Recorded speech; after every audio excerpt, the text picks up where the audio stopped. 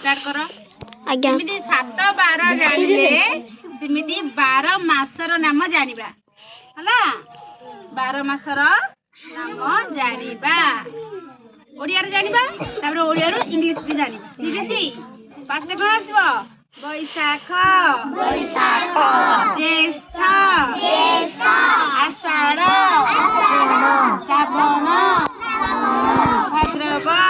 एपे रोशनी दे बैसाखी तमर आउछि मार्गशीर पौष बैसाखी एक साइड हुआ फाल्गुन साइड दलो चैत्र ओडिया जानले एबे तारे इंग्लिश हला कोन फर्स्ट आसियो जनवरी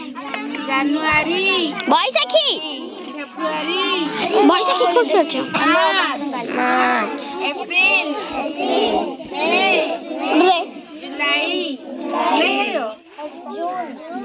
जून जुलाई अगस्त सितंबर अक्टूबर नवंबर डिसेंबर सिमिति देखो एक सप्ताह 7 दिन हला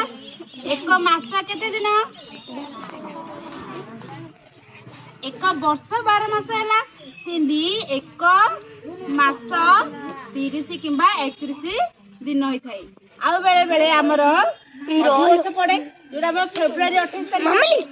बेले बेले 29 तारिख अवश्य आके कहले आगु हला ए दुलन आगु सिमिति 7 12 जानिले 12 मास जानिले पुणी आ कोन आसिला जानछि आसिला नहीं प्रथमे कि ऋतु आसबो ग्रीष्म ऋतु